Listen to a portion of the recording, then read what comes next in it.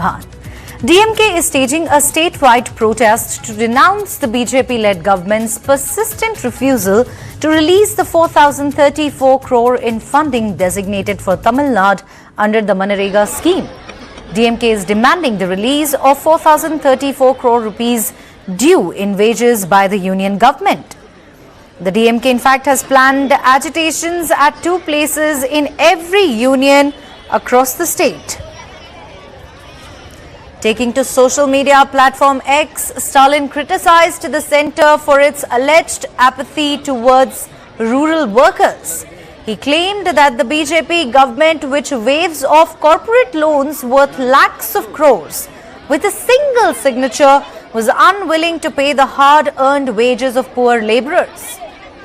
The statewide protest, held at nearly 1,170 locations, saw thousands of DMK workers and, in fact, DMK members and affected workers taking to the streets with placards demanding their rightful wages.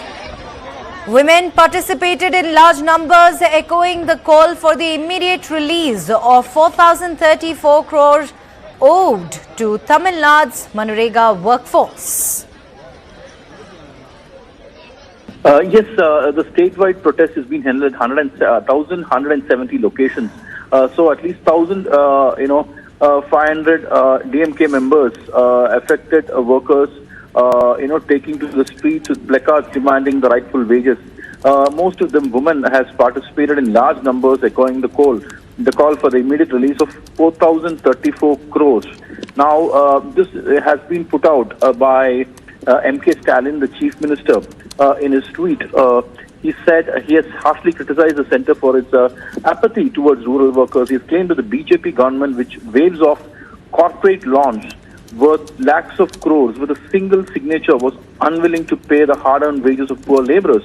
He further on adds that the ruthless BJP has set out to destroy MGNREGA, the backbone of the Indian rural economy developed by the UPA government. If corporates can get financial relief so easily, why is there no money to pay those who toiled under the scorching sun? No money or no heart. Now, this is the question that's been raised by MK Stalin, the Chief Minister of Tamil Nadu, because the wages has been pending for the last 3 months. What we understand, the protest will be held today until evening 6 o'clock at various locations across Tamil Nadu. Now, remember, this is not the issue that's been raised by Tamil Nadu, but also adjacent state of Kerala. And, the adjacent state of Tamil Nadu, Karnataka, has raised the same issue.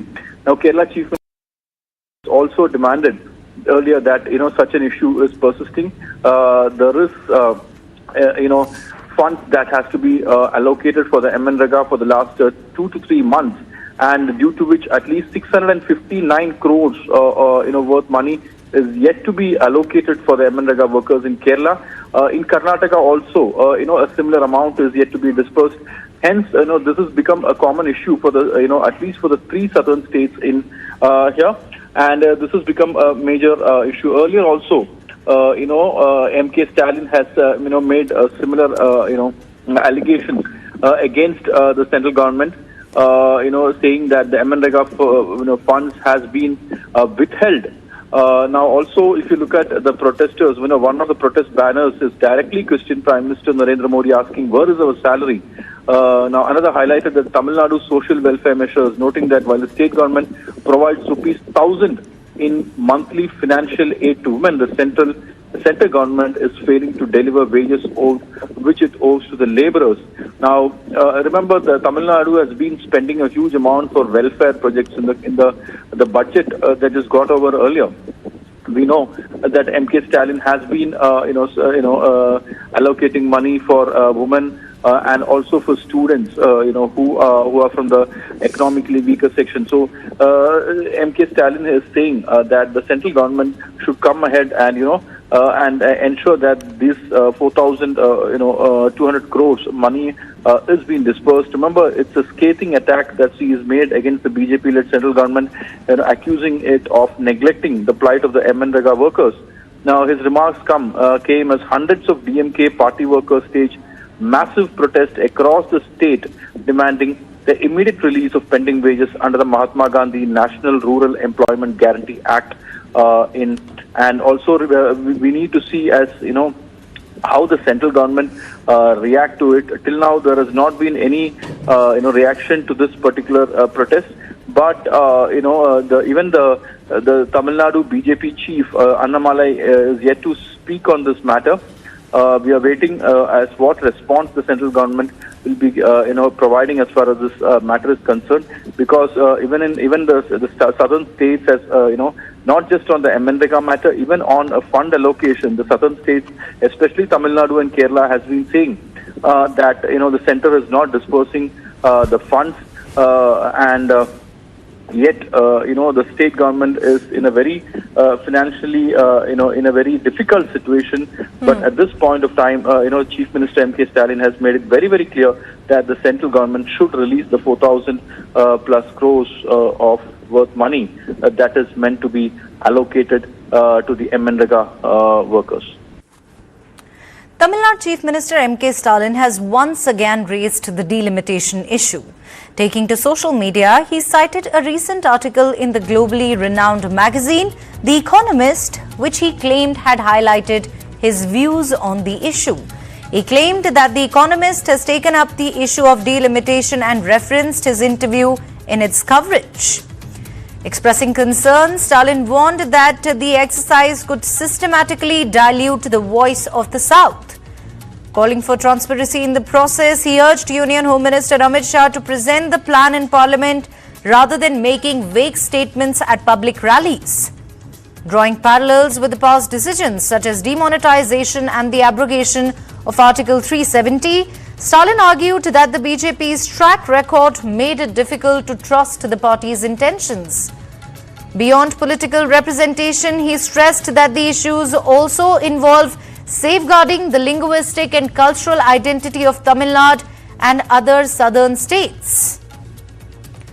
Asserting that the South cannot remain passive, he pointed to Tamil Nadu's history of resisting what he described as the union government's overreach and vowed to continue the legacy if needed.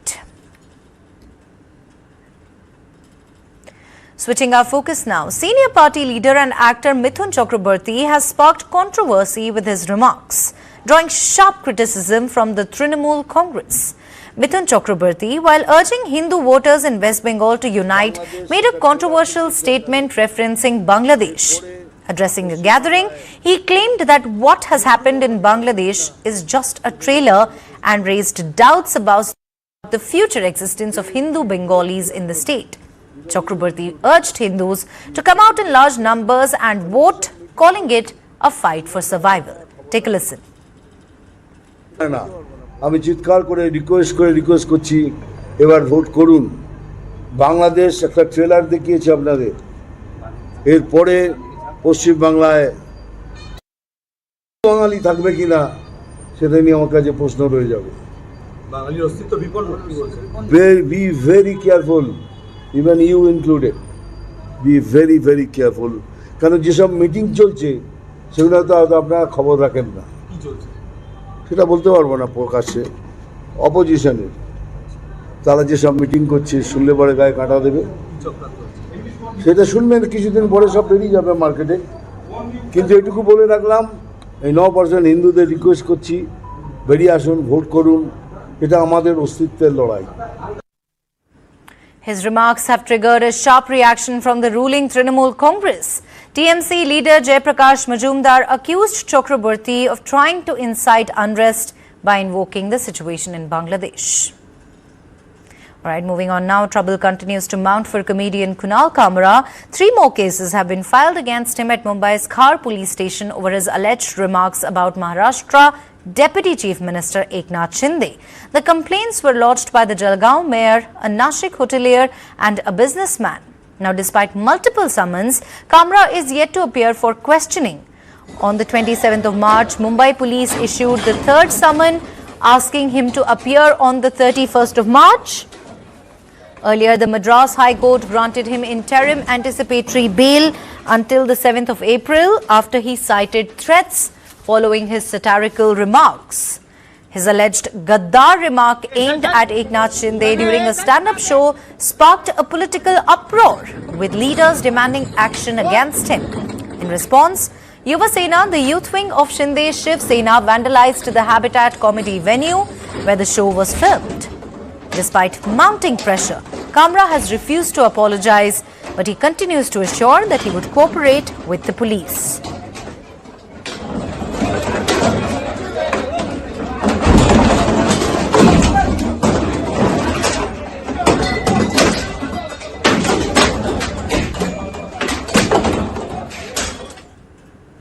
Recently released L2 Empuraan has sparked controversy over its depiction of events related to the 2002 Gujarat riots. The film features a Hindutva outfit leader as the primary antagonist, portrayed as orchestrating the massacre of Zaid Masood's family, played by Prithviraj Sukumaran during the riots. This has led to a backlash from right-wing groups who allege that the film is anti-Hindu, while the left and the Congress factions have lauded it for its unflinching portrayal of right-wing extremism.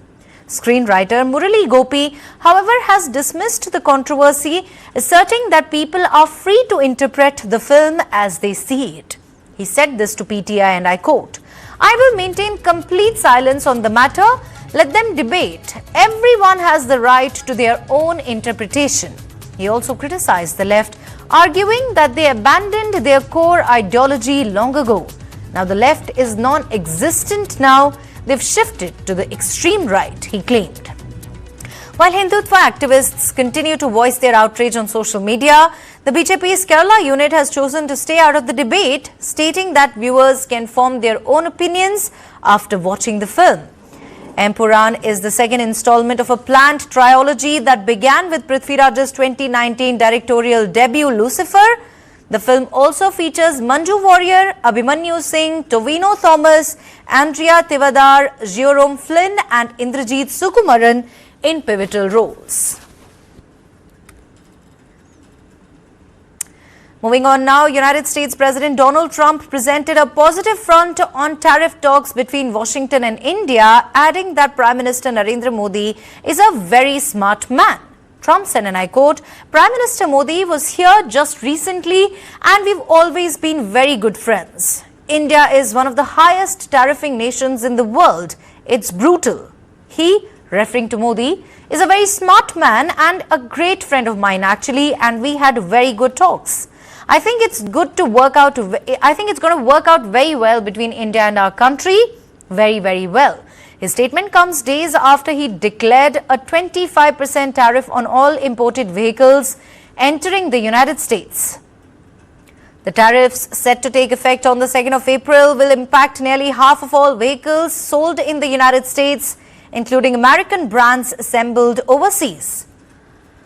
Among the various occasions when Trump highlighted India's high tariffs was when he announced reciprocal tariffs.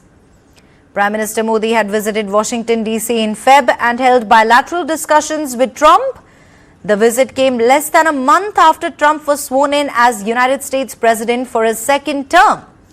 During the visit, both India and the US resolved to deepen the bilateral trade relationship to promote growth that ensures national security and job creation. Prime Minister Modi and US President Donald Trump set a new bilateral trade target, Mission 500, aiming to more than double the total two-way goods and service trade to $500 billion by 2030. How much do you want? Well, you know, Prime Minister Modi was here just recently, and we've always been very good friends. India is one of the highest tariffing nations in the world. You know that. I know. Thank you for shaking your head, but it's brutal. It's brutal. They're very smart, and he's a very smart man and a great friend of mine, actually.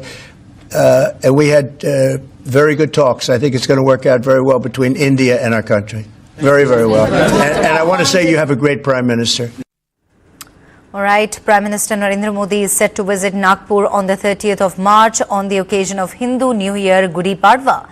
This visit is significant as it marks his first trip to the RSS headquarters as the country's Prime Minister, nearly 12 years after his last visit when he was Gujarat's Chief Minister. Tight security arrangements are in place across the city ahead of his arrival. Prime Minister Modi will be in Nagpur for approximately 5 hours as part of his visit to mark Gudi Padwa. He is scheduled to land at the Nagpur airport at 8:40 a.m. from where he will head straight to the memorial of RSS founder Dr. Keshav Baliram Hegdewar. Prime Minister Modi will visit the Smriti Mandir in Resham Bagh at 9 a.m. where he is expected to stay till 9:15 a.m. Now, this will be the first time a sitting Prime Minister of India visits the RSS headquarters, making it a historic moment for the organization. Ahead of his arrival, a high-level security drill has been conducted to ensure safety at all locations in his itinerary. Over 4,000 police personnel have been deployed across Nagpur, along with 5 companies of the State Reserve Police Force and more than 1,500 home guards.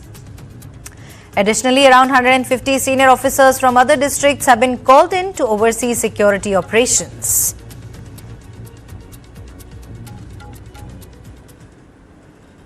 Union Home Minister Amit Shah on Saturday hailed the success of security forces in a major anti-Naxal operation in Sukma district in Chhattisgarh, where 16 Naxalites were neutralized and a significant cache of automatic weapons were recovered.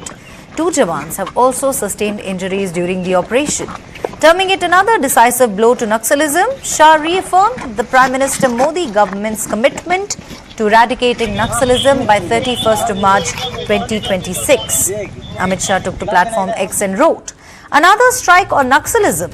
Our security agencies have neutralized 16 Naxalites and recovered a massive cache of automatic weapons in an operation in Sukma. Under the leadership of Prime Minister Narendra Modi ji, we are resolved to eradicating Naxalism before the 31st of March 2026. My appeal to those with arms is that weapons and violence cannot bring change, only peace and development can." Security forces seized a large cache of sophisticated weapons, including AK-47 rifles, self-loading rifles and INSAS rifles from the area. According to sources, Home Minister Amit Shah will visit Chhattisgarh on the 4th and 5th of April.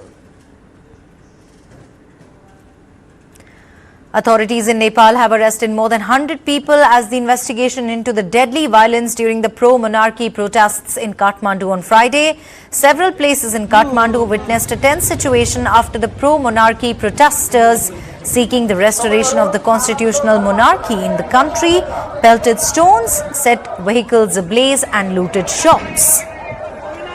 Monarchists there chanted slogans like Raja Aao, Desh Bachao, which roughly translates to "May King come to save the country."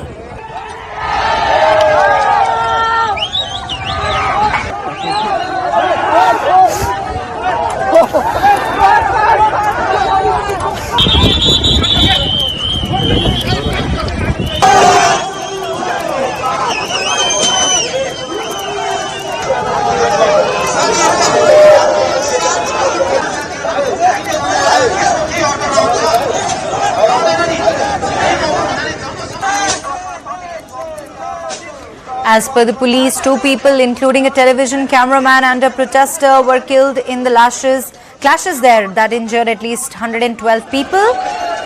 Used tear gas, water cannons and blank rounds to disperse thousands of protesters. Several demonstrators were detained for attempting to enter the restricted New Baneshwar area. The army, in fact, was later called to control the situation. The protest was led by the Rashtriya Prajatantra Party and other monarchist groups led the demonstration, calling for King Gyanendra Shah. The demand follows his video message on Democracy Day, the 19th of Feb, urging public support.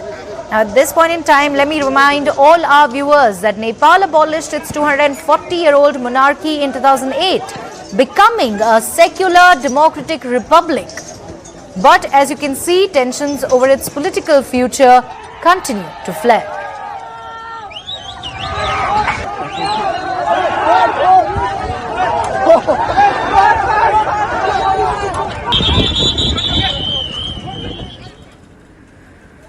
Now, TV9 Group is holding its 3rd edition of TV9 Signature Thought Fest, What India Thinks Today. And speaking at the summit, actor Vijay Devarkonda addressed the North versus South debate.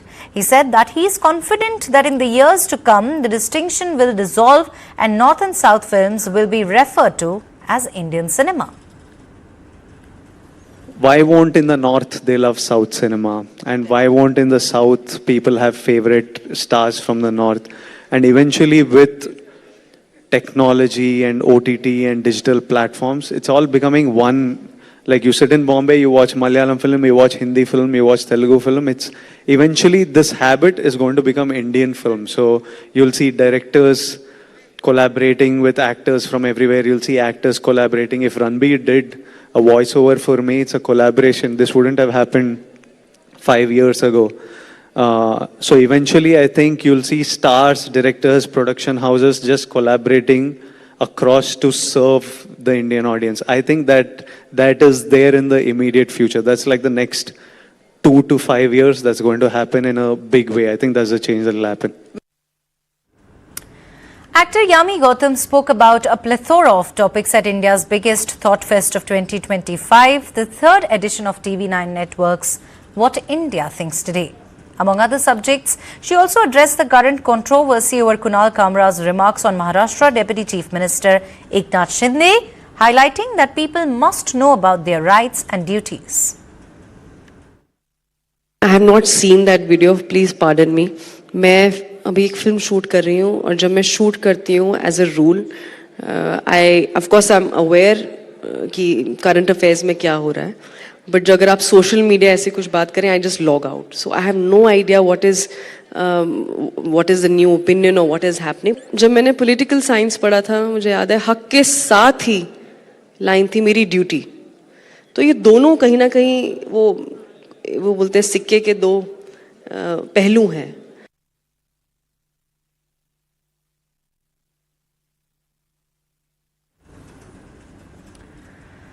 Now, before delivering his keynote address at the TV9 What India Thinks Today summit, Prime Minister Narendra Modi took a special moment to meet India's future football stars. The 28 young talents selected through the India Tigers and Tigresses campaign, these young athletes, handpicked from across the nation, had a once-in-a-lifetime opportunity to share the stage with the Prime Minister. But the biggest highlight, the Prime Minister himself called it his privilege to get a picture with these future superstars. Here's how the unforgettable moment unfolded. जोरदार तालियों से स्वागत करिए प्रधानमंत्री नरेंद्र मोदी जी का. जो मुश्किलों का अंबार है, वही तो मेरे हौसलों की मीनार है. In welcoming Prime Minister Narendra Modi.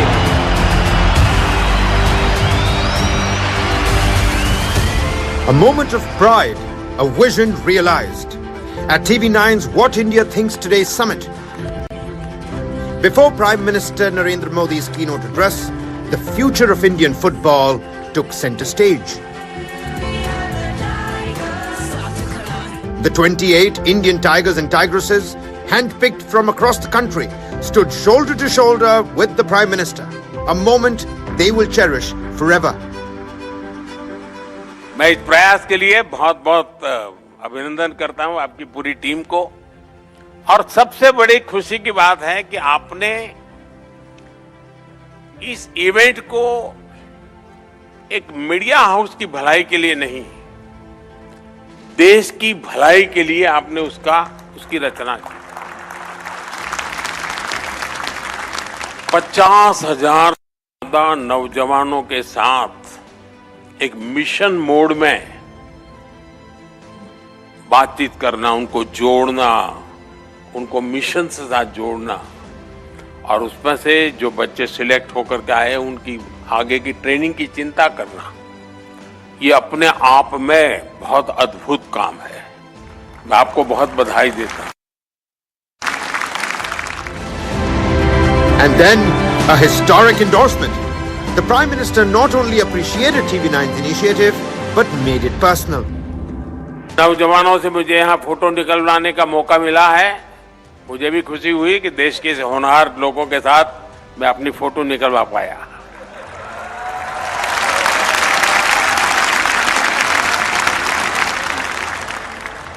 मैं मैं इसे अपना सौभाग्य मानता हूं दोस्तों कि आपके साथ मेरी फोटो आज निकली है।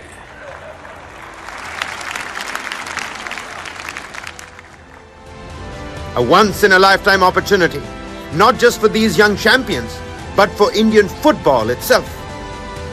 TV9 Network's MD and CEO spoke about the driving force behind this initiative, a mission to nurture India's footballing future. Those of you been wondering that why football? 9 months ago, when we initiated this national scouting program for young footballing talent called the Hunt for India's Tigers and Tigresses, I drew my inspiration from Swami Vivekananda. He once famously said that you will be nearer to heaven through football than through the study of Gita. These 28 boys and girls who have been chosen to train in Austria and Germany will fly out day after. But today, these talented children got the opportunity of a lifetime to meet you, Prime Minister, sir, and seek your blessings. I have no doubt that these young tigers and tigresses, some of them, if not all of them, will eventually bring glory to our country. From talent discovery to global recognition, News 9's Indian Tigers and Tigresses is setting the stage for the next generation of football icons. This is just the beginning. The journey to Austria, to the world stage, has officially begun.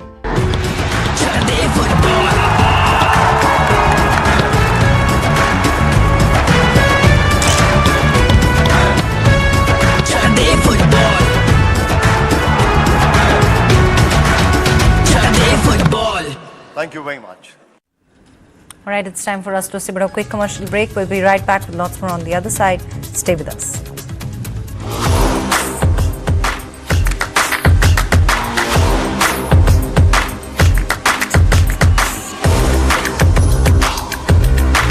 This is India's #1 news network, and you're watching News 9. English news. It's not the fiefdom of politicians. They owe it to the people. Matter is now more about faith of the millions of devotees than just political slugfest. Does that mean that I can't get a job in Chennai, although I may be best suited for that particular job? They have more civic sense, they have more of civility than all these men. My name is Sudha Sadanand. Welcome to the South Indian.